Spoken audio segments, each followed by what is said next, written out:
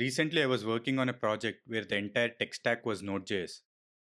I wanted to run a model trained in PyTorch to make some predictions, but I didn't want to complicate things by adding a Python layer to the project. So I started researching how to run a PyTorch model inside a Node.js application. And that's when I have discovered ONNX Runtime. With ONNX, models trained in any framework can seamlessly run in any programming language. In this video, we'll train a model in PyTorch, export it to ONNX format, and then run it in Node.js application. Welcome to Building SaaS channel. If you enjoy learning about building applications and coding, make sure to subscribe. Let's get started.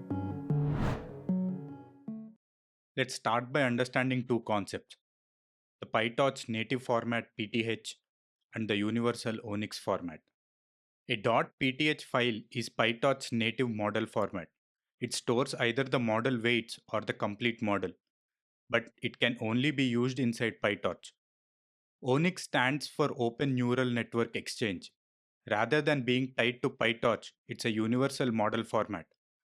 A model exported to ONNX can run in Python, C++, Node.js, Java, Rust, C#, and mobile applications. Now let's see how this works with a live example.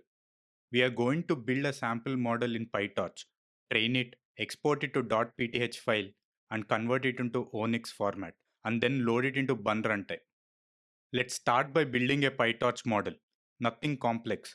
It will simply predict the double of a given number. We only care about learning the workflow here. We'll create a simple feed-forward neural network with one hidden layer, a ReLU activation function, and one output neuron. Next, we'll train the network. We'll generate a dataset of numbers from 1 to 100 and set the label as y equals to 2 times x. That's our training data. Then we'll define our loss function, optimizer, and training loop. On every iteration, the model makes a prediction. We compare it against the correct answer, calculate the error, backpropagate, and update the weights. We run this process for around 500 epochs. Eventually, the loss becomes very small, which means the model has learned the relationship. Now that the training is complete, let's save the weights. This creates a model.pth file. The file only stores the learned parameters, not the code.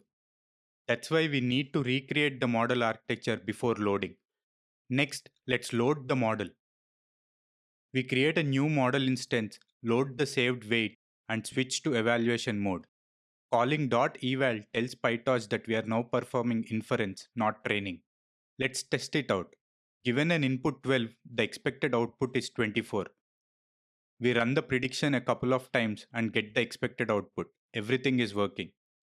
Now comes the fun part, converting our PyTorch model to ONNX. Think of torch.onnx.export as a translator. Your model speaks PyTorch, but Node.js, C++, Java, and browser doesn't understand that language. This function translates the model into ONNX, a common language that many runtimes can execute.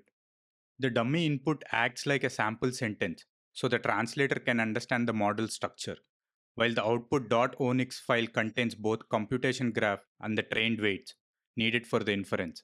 We provide a dummy input and call the export function.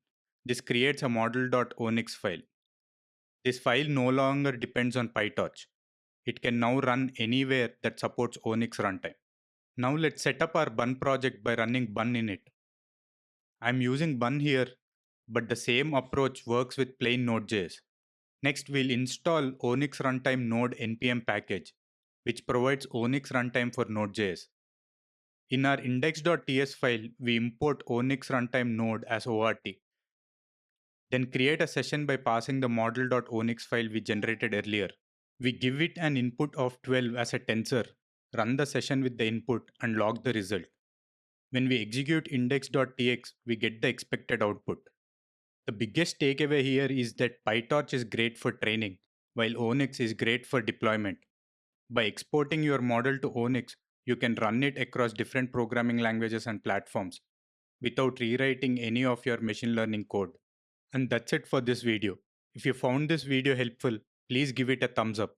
Drop your questions or suggestions in comments and share it with anyone who is interested in learning about AI deployments. Thanks for watching. I'll see you in the next one.